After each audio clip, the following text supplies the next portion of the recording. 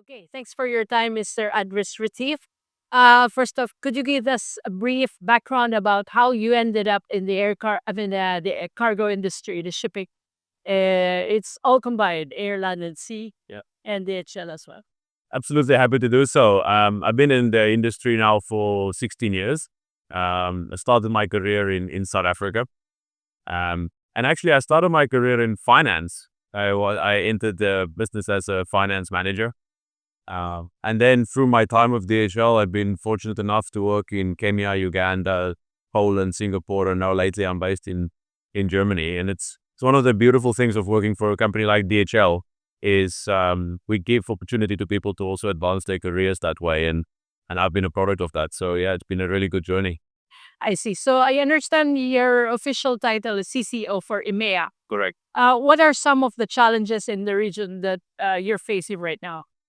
Yeah, I think we always at the moment we see quite accelerated growth in a number of markets, and it's about making sure that one is able to make the right investments ahead of need to keep up with those that growth trends. It's about making sure that the infrastructure supports the need for growth, and we see that especially around trends like life sciences and healthcare and e-commerce, where it is very important for us to be able to supply customers with direct to consumer, or in the case of life science and healthcare, direct to patient solutions. And doing so means you need to make those investments. And that's part of why today we've also announced a 500 million euro investment across the Middle East, across the DHL Group.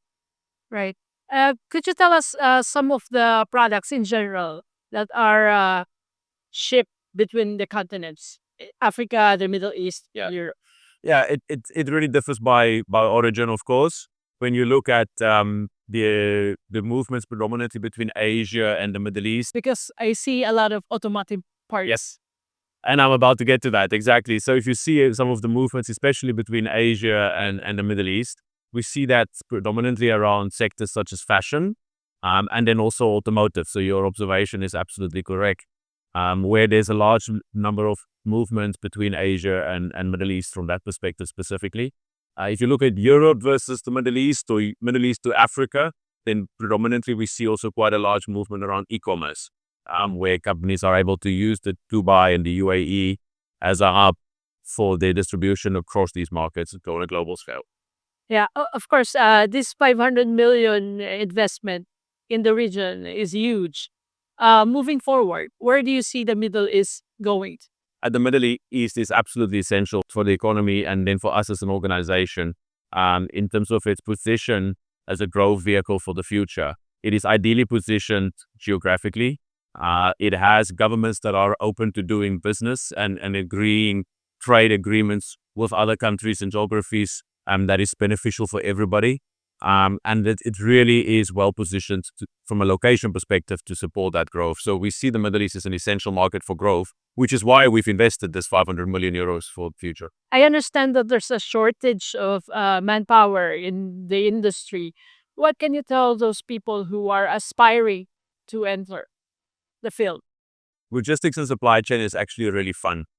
It is an industry in which we cater for a wide variety of specialities and expertise. If you are a pharmacist, you can work in life sciences and healthcare. If you are a data engineer, you can work in our teams that work with analytics and the future of artificial intelligence, for example. If you have a passion for logistics or supply chain, and clearly in operations, there's also a great opportunity to work. So I think logistics and supply chain is really an interesting area of place to work. And it is really something that we continue to invest in, as well as DHL, to make sure that we provide people with the opportunities to advance their careers, to explore a variety of exposures to different job types and job profiles, and have a wonderful time working for a company that absolutely values its employees. All right, great. That's all for me. Thank you so much for your time and all the best. You're welcome. Yes, thank you.